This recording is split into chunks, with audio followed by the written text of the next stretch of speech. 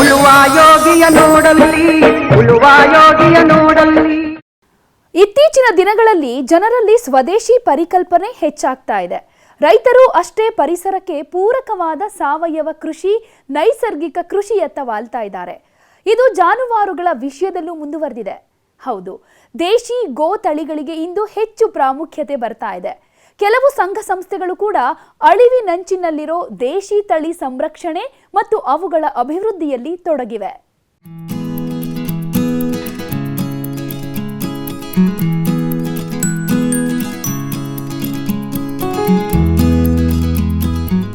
ಇಂದಿನ ಆಧುನಿಕತೆಯ ಭರಾಟೆ ಅನ್ನದಾತರ ಮೇಲೂ ಪರಿಣಾಮ ಬೀರಿದೆ. ಹೆಚ್ಚು ಇಳುವರಿ, ಹೆಚ್ಚು ಆದಾಯದ ನೆಪದಲ್ಲಿ ಇಂದು ಅದೆಷ್ಟೋ ದೇಶಿ ಗೋ ತಳಿಗಳು ಕಣ್ಮರೆಯಾಗಿವೆ. ಆದರೆ ಕೆಟ್ಟ ಮೇಲೆ ಬುದ್ಧಿ ಬಂತು ಅನ್ನೋ ಹಾಗೆ ದೇಶಿ ತಳಿಗಳ ಪ್ರಾಮುಖ್ಯತೆಯನ್ನ ಅರಿತ ರೈತ ಇಂದು ಇವುಗಳ ಸಾಕಣೆ ಬಗ್ಗೆ ಆಸಕ್ತಿಯನ್ನ ತೋರಿಸ್ತಾ ಇದ್ದಾನೆ.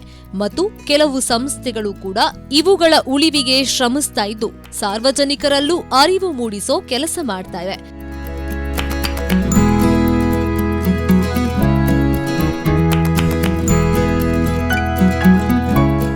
ವಿಜಯಪುರ ಜಿಲ್ಲೆ ಕಗ್ಗೋಡದಲ್ಲಿ ಇತ್ತೀಚೆಗೆ ನಡೆದ ಭಾರತೀಯ ಸಂಸ್ಕೃತಿ ಉತ್ಸವದಲ್ಲೂ ದೇಶಿ ಗೋತಳಿಗಳ ಪ್ರದರ್ಶನವನ್ನ ಏರ್ಪಡಿಸಲಾಗಿತ್ತು. ಈ ಸಂದರ್ಭದಲ್ಲಿ ಯಾದಗಿರಿ ಜಿಲ್ಲೆಯ ಶಹಾಪುರ ನಂದಿಬೆಟ್ಟದ ಭಾರತೀಯ ಗೋವಂಶ ಸಂರಕ್ಷಣಾ ಸಂಸ್ಥೆಯ ಪದಾಧಿಕಾರಿಗಳು 10 ತಳಿಗಳ ಬಗ್ಗೆ ಭರಪೂರ ಮಾಹಿತಿ ನೀಡಿದರು.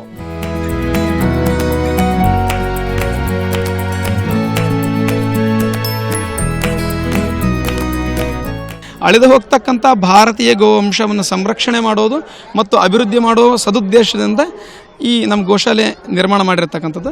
ಸದ್ಯ ಪ್ರಸ್ತುತ ನಮ್ಮ ಗೋಶಾಲೆಯಲ್ಲಿ 25 ತಳಿಯ 500 ಹಸುಗಳು ಉಂಟು. ಈ ತಳಿ ಹೆಸರು ಲಾಲ್ ಕಂದಹಾರ್ ಅಂತ. ಇದರ ಮೂಲಸ್ಥಾನ ಬಂದು ಅಫ್ಘಾನಿಸ್ತಾನ. ಕಂದರ್ ರಾಜಮನೆತನ ತಂದವರು ಇದಕ್ಕೆ ಭಾರತಕ್ಕೆ ತಂದು ಮಹಾರಾಷ್ಟ್ರದಲ್ಲಿ ಅಭಿವೃದ್ಧಿ ಮಾಡ್ಯಾರ. ನಾಂದೇಡ್ ಉದ್ಗಿರ್ ಭಾಗದಲ್ಲ, ಮರಾಠವಾಡ್ನಲ್ಲೆಲ್ಲ ಹೇರಳವಾಗಿ ಸಿಗ್ತಕ್ಕಂಥ ಹಸು. ತುಂಬ ಎತ್ತರ ಗಾತ್ರದ ಹೋರಿ ಮತ್ತು ಎತ್ತುಗಳು ಸಿಗ್ತವೆ. ಹಸು 4 ರಿಂದ 5 ಲೀಟರ್ ಒಂದು ಟೈಮಿಗೆ ಹಾಲು ಕೊಡುತ್ತೆ. ಕಿಲಾರಿ ಜಾತಿಯ ತಳಿಯ ಹಸು ಇದು ಎತ್ತು. ಇದು ಬಂದು ಮಹಾರಾಷ್ಟ್ರದ ಲಾತೂರ್ ಕಿಲಾರಿ ಇದರ ಜನ್ಮಸ್ಥಳ. ವಿಜಾಪುರ, ನಮ್ಮ ಅಥಣಿ, ಈ ನಮ್ಮ ಉತ್ತರ ಕರ್ನಾಟಕದ ಮೇಲ್ಭಾಗದಲ್ಲೆಲ್ಲ ಇದನ್ನ ಅಭಿವೃದ್ಧಿ ಮಾಡ್ಯಾರ. ಈ ಭಾಗದಲ್ಲಿ ರೈತರಿಗೆ ಈ ಎತ್ತುಗಳನ್ನು ಕಟ್ಟೋ ದೊಡ್ಡ ಪ್ರತಿಷ್ಠೆ. ರೈತರು ಎಷ್ಟು ದುಡ್ಡು ಕೊಟ್ಟು ತೊಗೊಂಡಿರ್ತಾರೋ ಅಷ್ಟು ನ್ಯಾಯವಾಗಿ ದುಡಿದು ಆ ರೈತನಿಗೆ ಒಳ್ಳೆ ಉಪಕಾರ ಮಾಡ್ತಕ್ಕಂಥ ಶ್ರಮಜೀವಿ ಎತ್ತು. ಈ ಎತ್ತರ ಗಾತ್ರ ನೀಲಕಾಯದ ಹಸು ಹಳ್ಳಿಕಾರ್ ಅಂತೇಳಿ. ಇದ್ರ ವಿಶೇಷ ಏನಪ್ಪ ಅಂದರೆ ನಮ್ಮ ಕರ್ನಾಟಕದಲ್ಲಿ ಅತಿ ಹೆಚ್ಚು ಸಿಗ್ತಕ್ಕಂಥ ತಳಿ ಇದು. ಕರ್ನಾಟಕದ ಪೂರ್ಣ ಭಾಗ ಹುಡುಕಾಡಿದ್ರೆ 18 ಲಕ್ಷ ಹಳ್ಳಿಕಾರ ಹಸುಗಳಾವ ಅಂತ ಹೇಳ್ತಾರೆ. ವಿಶ್ವದ ಅತ್ಯಂತ ಪ್ರಾಚೀನ ತಳಿಗಳಲ್ಲಿ ಒಂದು. ನಮ್ಮ ಭಾರತದ ಹಲವು ತಳಿಗಳಿಗೆ ಇದ್ರ DNA ಇದರ ರಕ್ತನೇ ಇದೆ ಅಂತ ಹೇಳ್ತಾರೆ. ವಿಶೇಷ ಅಂದರೆ ತುಂಬ ಕಡಿಮೆ ಮೇವು ತೊಗೊಂಡು ಹೆಚ್ಚು ಕೆಲಸ ಮಾಡ್ತಕ್ಕಂಥದ್ದು. ಇನ್ನು ಏನಪ್ಪ ಅಂದರೆ ಎತ್ತೆಷ್ಟು ಕೆಲಸ ಮಾಡುತ್ತೋ ಹೆಣ್ಣು ಹಸು ಸಹಿತ ಅದೇ ರೀತಿ ಉಳುಮೆ ಮಾಡುತ್ತಾ ಬಂಡಿ ಬಿಡ್ತದೆ. ಆ ಶಕ್ತಿ ಅದರಲ್ಲಿ ಉಂಟು. ಇದು ಕಾಂಕ್ರೀಜ್ ಅಂತೇಳಿ ರಾಜಸ್ಥಾನದ ಜೋಧ್ಪುರ ಒಳಗೆ ಸಿಗುತ್ತೆ. ಇದು ತುಂಬ ಪ್ರಾಚೀನ ತಳಿ. ಹರಪ್ಪ ಮೊಹಂಜೋದರ ಕಾಲಕ್ಕೆ ಇದು ಇತ್ತು ಅನ್ನೋದಕ್ಕೆ ಸಾಕ್ಷಿ ಆಧಾರಗಳು ಉಂಟು. ಶಿಲಾಯುಗದ ಹಸು ಅಂತಲೂ ಕರೀತಾರೆ. ಸುಮಾರು 10 ಲೀಟರ್ ಹಾಲು ಕೊಡ್ತಕ್ಕಂಥ ಸಾಮರ್ಥ್ಯ ಉಂಟು. ಸರ್, ಇದು ತೂರ್ಪು ಅಂತೇಳಿ ಶ್ರೀಶೈಲಂ ನಲ್ಲಮಲ್ಲ ಫಾರೆಸ್ಟ್ನಾಗ ಸಿಗುತ್ತೆ ಇದು. ಇದರ ವಿಶೇಷ ಏನಪ್ಪ ಅಂದರೆ 3-4 ಕಿಲೋಮೀಟರ್ ದೂರ ಅಡವಿಯೊಳಗೆ ಹುಲಿ ಎಲ್ಲಿ ಆದಂಥ ಗ್ರಹಿಸ್ತಕ್ಕಂಥ ಶಕ್ತಿ ಉಂಟು. ಅಲ್ಲಿ ಕಾಡು ಜನರೆಲ್ಲ ಇದನ್ನ ಹಿಂಬಾಲಿಸಿ ಹೋಗ್ತಾರೆ. ಇದ್ರ ಹಿಂದೆ ಹೋದರೆ ನೀರು ಎಲ್ಲಿ ಸಿಗುತ್ತೆ ಗೊತ್ತಾಗುತ್ತೆ. ಇದ್ರ ಹಿಂದೆ ಹೋದರೆ ಯಾವುದು ಅಪಾಯಗಳಾಗಲ್ಲ ಅಂತ ಆ ಜನರ ನಂಬಿಕೆ. ಉತ್ತರ ಕರ್ನಾಟಕದ ಗಿಡ್ಡ ಜವಾರಿ ಅಂತೇಳಿ. ಇದ್ರ ವಿಶೇಷ ಏನಪ್ಪ ಅಂತಂದರೆ ಎಲ್ಲ ಶೀತ ಮತ್ತು ಉಷ್ಣ ವಲಯಕ್ಕೆ ಹೊಂದಕ್ಕಂಥ ಶಕ್ತಿ ಇರ್ತದೆ. ಹಾಲಿನ ಪ್ರಮಾಣ ಕಡಿಮೆ ಆದರೂ ಇದು ರೋಗ ನಿರೋಧಕ ಶಕ್ತಿ ಇದರಲ್ಲಿ ಹೆಚ್ಚು ಉಂಟು. ತುಂಬ ಕಡಿಮೆ ಮೇವತ್ತಿಂದ ಹೆಚ್ಚು ಹಾಲು ಕೊಡ್ತಕ್ಕಂಥ ಸಾಮರ್ಥ್ಯ ಇದಕ್ಕುಂಟು. ಸರ್, ಇದು ಢೇವಣಿ ಅಂತೇಳಿ. ಇದು ನಮ್ಮ ಆಂಧ್ರ ಪ್ರದೇಶದ ಢೇವಣಿ ಅಂತಕ್ಕಂಥ ಹಳ್ಳಿ ಇದರ ಜನ್ಮಸ್ಥಳ. ಉದ್ಗೀರ್ ನಾಂದೇಡಲ್ಲಿ ಹೇರಳವಾಗಿ ಸಿಗುತ್ತೆ. ಇದು ಉಭಯ ತಳಿ.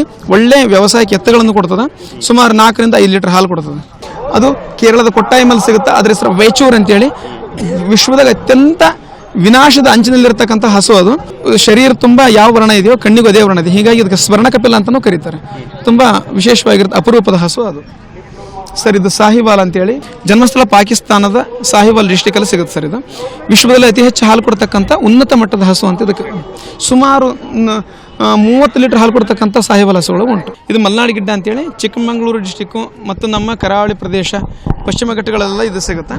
ವಿಶೇಷ ಏನಪ್ಪ ಅಂತಂದರೆ ಇತ್ತೀಚೆಗೆ ಇದರ ಉಪಯೋಗ ತಿಳಿದು ನಮ್ಮ ದೇಶದಲ್ಲಿ ಇದಕ್ಕೆ ರಾಷ್ಟ್ರೀಯ ತಳಿಪಟ್ಟಿ ಕೊಟ್ಟಿದ್ದಾರೆ. ಸರ್, ಈ ಸುಂದರವಾಗಿರ್ತಕ್ಕಂಥ ಎತ್ತು ಆಂಧ್ರ ಪ್ರದೇಶದ ಒಂಗೋಲ್ ಜಾತಿಗೆ ಸೇರಿರ್ತಕ್ಕಂಥದ್ದು. ತುಂಬ ಶಾಂತ ಮತ್ತು ಮೃದು ಸ್ವಭಾವದ ಸುಂದರವಾಗಿರ್ತಕ್ಕಂಥ ಎತ್ತು. ಸಂಶೋಧನೆಯ ಪ್ರಕಾರ ಈ ಮೊದಲು ಭಾರತದಲ್ಲಿದ್ದ ದೇಶಿ ಗೋತಳಿಗಳ ಸಂಖ್ಯೆ 120. ಆದ್ರೆ ಇಂದು ಇವುಗಳ ಸಂಖ್ಯೆ 30ಕ್ಕೆ ಇಳಿದಿದ್ದು ವಿಪರ್ಯಾಸ. ಹೀಗಾಗಿ ದೇಶಿ ತಳಿಗಳನ್ನ ಉಳಿಸಿ ಬೆಳೆಸೋ ಕರ್ತವ್ಯ ರೈತರ ಮೇಲೂ ಇದೆ.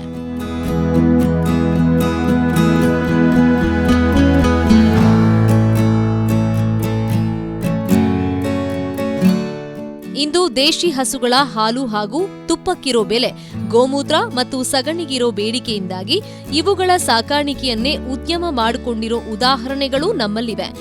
ರಾಜ್ಯದ ಉತ್ತರ ಮತ್ತು ದಕ್ಷಿಣ ಭಾಗದಲ್ಲಿ ವಿಶೇಷ ಗುಣಗಳುಳ್ಳ ಹಸುಗಳನ್ನ ಸಾಕಾಣೆ ಮಾಡೋದನ್ನ ಕೂಡ ನೋಡಬಹುದು. ಅಷ್ಟೇ ಅಲ್ಲ, ಎತ್ತುಗಳು ಕೂಡ ರೈತಾಪಿ ಕುಟುಂಬದ ಅವಿಭಾಜ್ಯ ಅಂಗಗಳಾಗಿವೆ ಅಂತಾರೆ ವಿಜಯಪುರ ಪಶುಪಾಲನೆ ಇಲಾಖೆಯ ಉಪನಿರ್ದೇಶಕರಾದ ಡಾಕ್ಟರ್ ಪ್ರಾಣೇಶ್ ಜಾಗಿರದಾರ್. ದೇಸಿ ತಳಿಗಳು ನಮ್ಮ ಜೀವನದ ಅವಿಭಾಜ್ಯ ಅಂಗ ಮತ್ತು ಅವಕ್ಕೆ ತನ್ನದೇ ಆದ ಸಾಂಸ್ಕೃತಿಕ ಪರಂಪರೆ ಕೂಡ ಇದೆ.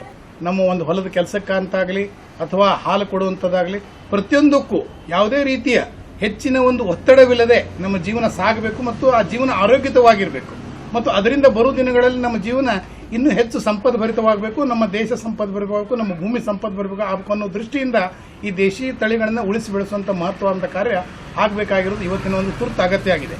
ನಮ್ಮ ಕಿಲಾರ್ ತಳಿಗಳನ್ನೇ ತೆಗೆದುಕೊಳ್ಳೋಣ. ಕಿಲಾರ್ ತಳಿಗಳು ನಮ್ಮ ಒಂದು ಭೂಮಿ ಏನಿದೆ, ನಮ್ಮ ಈಗಿನ ಒಂದು ಯಾಂತ್ರಿಕತವಾದಂಥ ಕೃಷಿಯಲ್ಲಿ ಬರೋಕ್ಕಿಂತ ಪೂರ್ವದಲ್ಲಿ ನಮ್ಮ ಭೂಮಿಗೆ ಒಳ್ಳೆ ಕೃಷಿಗೆ ಹೇಳಿ ಮಾಡಿಸಿದಂಥ ಜಾನುವಾರುಗಳಿವು. ರಾಜ ಗಾಂಭೀರ್ಯದಿಂದ ನಡೀತಿರುವಂಥ ನೋಡೋದೇ ಒಂದು ರೀತಿ ಚಂದ. ಈ ತಳಿಗಳು ಇವತ್ತಿನ ದಿವಸ ಬಹಳಷ್ಟು ಕಡಿಮೆ ಆಗ್ತಾ ಬರ್ತಾ ಇದ್ದಾವೆ. ತಳಿ ನಶಿಸಿ ಹೋಗ್ತಾ ಇದೆ ಅಂದ್ರೂ ಕೂಡ ಇವತ್ತಿನ ದಿವಸ ಇವತ್ತಿಗೂ ಕೂಡ ಬಹಳಷ್ಟು ಜನ ಒಂದು ಅಭಿಮಾನದಿಂದ ಪ್ರೀತಿಯಿಂದ ಈ ನಮ್ಮ ತಳಿಗಳನ್ನು ಉಳಿಸಿ ಬೆಳೆಸ್ತಾ ಇದ್ದಾರೆ. ಅವಕ್ಕೆ ಹೆಚ್ಚಿನ ಯಾವುದೇ ರೀತಿಯ ರಾಜೋಪಚಾರ ಬೇಕಾಗುವುದಿಲ್ಲ. ಹೆಚ್ಚಿನ ಮೇವು ಇರದೇ ಇದ್ರೂ ಕೂಡ ಯಾಕಂದ್ರೆ ನಮ್ಮ ಬರಗಾಲ ಪೀಡಿತ ಪ್ರದೇಶವಾದಂಥ ಅತ್ಯಂತ ಗಟ್ಟಿಯಾದ ನೆಲವುಳ್ಳಂಥ ಈ ಪ್ರದೇಶದಲ್ಲಿ ಉಳಿಮೆ ಕೆಲಸಕ್ಕಾಗಲಿ ಮತ್ತು ಕಡಿಮೆ ಪ್ರಮಾಣದಲ್ಲಿ ಅವು ಮೇವನ್ನು ತಿಂದು ಒಳ್ಳೆ ಉತ್ಕೃಷ್ಟವಾಗಿ ಬೆಳಿಲಿಕ್ಕೆ ಅತ್ಯಂತ ಸೂಕ್ತವಾದಂಥ ತಳಿಗಳಿದೆ. ಇದರ ಜೊತೆಗೆ ನಮ್ಮ ದಕ್ಷಿಣ ಭಾಗದಲ್ಲಿರುವಂಥ ಹಳ್ಳಿಕಾರ್ ಮತ್ತು ಅಮೃತ್ ಮಹಲ್ ಆ ಕಡೆ ಪ್ರದೇಶಕ್ಕೆ ಎಲ್ಲಿ ಭೂಮಿ ಸ್ವಲ್ಪ ಮೆತ್ತಗಿದೆ ಆ ಭೂಮಿಯಲ್ಲಿ ಕೆಲಸ ಮಾಡಲಿಕ್ಕಾಗಲಿ ಮತ್ತು ಹಾಲಿಗೆ ಉಪಯೋಗವಾಗುವಂಥ ಒಳ್ಳೆ ತಳಿ ಅದು. ಅದರ ಜೊತೆ ಹಳ್ಳಿಕಾರಕ್ಕೆ ಮತ್ತು ನಮ್ಮ ಕಿಲಾರ್ಗೆ ಇವೆಲ್ಲದಕ್ಕೂ ಒಂದಕ್ಕೊಂದು ಪೂರಕವಾದಂಥ ನೋಡ್ಲಿಕ್ಕೆ ಇರುವಂತಹ ತಳಿಗಳು. ಇನ್ನು ನಮ್ಮ ದೇಶದಲ್ಲಿ ಇತರೆ ತಳಿಗಳ ಬಗ್ಗೆ ಒಂದು ಎರಡು ಮಾತನ್ನು ಹೇಳಬೇಕು ಅಂತಂದ್ರೆ, ಇನ್ನೊಂದು ದೇವಣಿ, ನಮ್ಮ ಕರ್ನಾಟಕದ ಒಂದು ಮಹಾರಾಷ್ಟ್ರ ಭಾಗಕ್ಕೆ ಹೊಂದಿಕೊಂಡಂತಹ ದೇವಣಿ ತಳಿ, ಇನ್ನು ಗುಜರಾತ್ ರಾಜಸ್ಥಾನದಲ್ಲಿ ಕಂಡು ಬಂದಿರುವಂತಹ ಗಿರ್ ತಳಿ. ಈ ಎರಡೂ ತಳಿಗಳು ಒಂದು ವಿಶೇಷವಾದಂತಹ ಒಂದು ಗುಣಗಳನ್ನು ಹೊಂದಿದೆ. ಏನಪ್ಪಾ ಅಂತಂದ್ರೆ ಡ್ಯುಯಲ್ ಪರ್ಪಸ್ ಬ್ರೀಡ್ಸ್ ಅಂತ. ಅದರಲ್ಲಿ ಈ ನಮ್ಮ ದೇವಣಿ ಮತ್ತು ಗಿರನ್ನು ನಾವು ಸೇರಿಸಬಹುದು. ಅವು ಆಕೃತಿಯಲ್ಲಿನೂ ದೊಡ್ಡದು ಮತ್ತು ಹಾಲು ಕೊಡೋ ಪ್ರಮಾಣದಲ್ಲಿ ಕೂಡ ಹೆಚ್ಚು. ಈ ತಳಿಗಳನ್ನ ನಮ್ಮ ವಿದೇಶಿ ತಳಿಗಳಿಗೆ ಹೋಲಿಸಬಹುದು. ಯಾಕಂದ್ರೆ ವಿದೇಶಿ ತಳಿಗಳಿಗೆ ನಮ್ಮ ಸಾಕಾಣಿಕೆ ವೆಚ್ಚ ಏನಿದೆ ಅದು ಬಹಳ ಜಾಸ್ತಿ ಇರೋದ್ರಿಂದ ನಮ್ಮ ಸಾಮಾನ್ಯ ರೈತರು, ಬಡ ರೈತರು ಸಾಕ್ಲಿಕ್ಕೆ ಆಗುದಿಲ್ಲ. ಆದರೆ ಈ ದೇವಣಿ ತಳಿ, ಗಿರ್ ತಳಿಯನ್ನ ಸಾಮಾನ್ಯ ರೈತರು ಕೂಡ ಸಾಕಿ ಬರು ದಿನಗಳಲ್ಲಿ ಕೇವಲ ತಮ್ಮ ಮನೆಗಾಗಿ ಅಷ್ಟೇ ಅಲ್ಲ, ತಮ್ಮ ಒಂದು ಆರ್ಥಿಕ ಅಭಿವೃದ್ಧಿಗಾಗಿ, ಜೀವನಾಧಾರ ರೂಪಿಸಿಕೊಳ್ಳಿಕ್ಕಾಗಿ ಕೂಡ ಈ ಎರಡು ತಳಿಗಳು ಬಹಳ ಉಪಯುಕ್ತವಾದಂತಹದ್ದು. ಇನ್ನು ಬರು ದಿನಗಳಲ್ಲಿ ಇವನ್ನ ಯಾಕೆ ಉಳಿಸಬೇಕು ಅನ್ನುವಂಥದ್ದು ಎಲ್ರಿಗೂ ನಾವು ಹೇಳುವಂತ ಮಾತು ಏನಪ್ಪಾ ಅಂದ್ರೆ, ಇವುಗಳಿಂದ ಬಹಳಷ್ಟು ಉಪಯುಕ್ತತೆ ಇದೆ. ಒಂದು, ಅದರ ಹಾಲು, ಅತಿ ಹೆಚ್ಚು ಕೊಬ್ಬು ಇರದೇ ಇರುವಂತಹ ಈ ಹಾಲು ಆರೋಗ್ಯಕ್ಕೆ ಬಹಳ ಪೂರಕವಾದದ್ದು. ಈ ಹಾಲನ್ನು ಕುಡಿಯುವುದರಿಂದ ಆರೋಗ್ಯ ಸುಧಾರಿಸ್ತದೆ. ಇನ್ನು ಎರಡನೇದೇನಪ್ಪಾ ಅಂದ್ರೆ ಅದರದ ಗಂಜಲ, ಅದರ ಮೂತ್ರ. ಆ ಮೂತ್ರದಿಂದ ನಮ್ಮ ಭೂಮಿ ಫಲವತ್ತವಾಗಿ ಬೆಳೀತದೆ. ಇನ್ನು ಮೂರನೇದೇನಪ್ಪಾ ಅಂದ್ರೆ ಅದರದ ಸಗಣಿ. ಆ ಸಗಣಿಯಿಂದ ಕೂಡ ಸಾಕಷ್ಟು ಉಪ ಉತ್ಪನ್ನಗಳು ಈಗ ಮಾಡ್ತಾ ಇದ್ದಾರೆ. ಹಾಗೆ ಬಿಟ್ಟರು ಕೂಡ ಒಳ್ಳೆ ಗೊಬ್ಬರವಾಗಿ ನಮ್ಮ ಭೂಮಿಯ ಫಲವತ್ತತೆಯನ್ನು ಹೆಚ್ಚಿಸಲಿಕ್ಕೆ ಈ ತಳಿಗಳು ಬಹಳಷ್ಟು ಉಪಯುಕ್ತವಾಗಿದೆ. ದೇಶಿ ಹಸುಗಳ ಬಹು ಮುಖ್ಯ ಉಪಯೋಗ ಅಂದ್ರೆ ಹಾಲಿನಲ್ಲಿ ಹೆಚ್ಚು ಕೊಬ್ಬಿನಾಂಶ ಇಲ್ಲದೇ ಇರೋದು. ಹೀಗಾಗಿ ಈ ಹಾಲು ಆರೋಗ್ಯಕ್ಕೆ ಹೆಚ್ಚು ಪೂರಕವಾಗಿದೆ. ಸಾವಯವ ಮತ್ತು ನೈಸರ್ಗಿಕ ಕೃಷಿಯಲ್ಲಿ ಪೋಷಕಾಂಶಗಳ ಪೂರೈಕೆಗೆ ಗೋಮೂತ್ರ ಮತ್ತು ಸಗಣಿಯನ್ನ ಹೆಚ್ಚಿನ ಸಂಖ್ಯೆಯಲ್ಲಿ ರೈತರು ಬಳಕೆ ಮಾಡ್ತಾ ಇದ್ದಾರೆ. ಅಷ್ಟೇ ಅಲ್ಲ, ಅವುಗಳಿಂದ ಉಪ ಉತ್ಪನ್ನವನ್ನ ಕೂಡ ತಯಾರಿಸಲಾಗ್ತಾ ಇದೆ. ಕೆಲವು ದೇಸಿ ತಳಿಗಳಲ್ಲಿ ಹಾಲು ಉತ್ಪಾದನೆ ಕಡಿಮೆ ಇದ್ರೂ ಔಷಧೀಯ ಗುಣಗಳನ್ನ ಹೊಂದಿರೋದ್ರಿಂದ ಅಧಿಕ ಬೇಡಿಕೆ ಉಂಟು.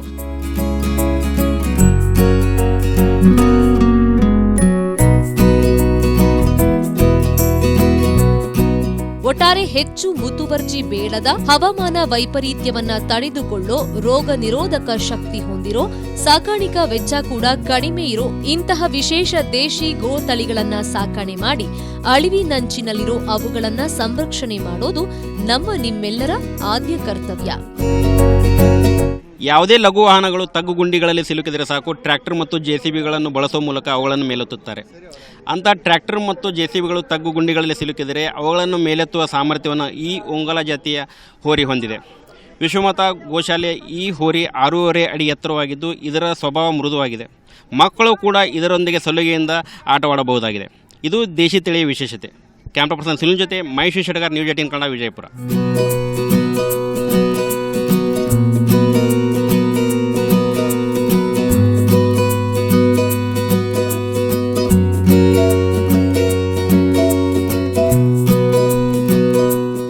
ಈಗ ಚಿಕ್ಕದೊಂದು ವಿರಾಮದ ನಂತರ ಮಾಜಿ ಸೈನಿಕನೊಬ್ಬ ಕೃಷಿಯಲ್ಲಿ ಬದುಕು ಕಟ್ಟಿಕೊಂಡ ಕಥೆಯನ್ನ ಹೇಳ್ತೀವಿ, ಮಿಸ್ ಮಾಡದೆ ನೋಡಿ.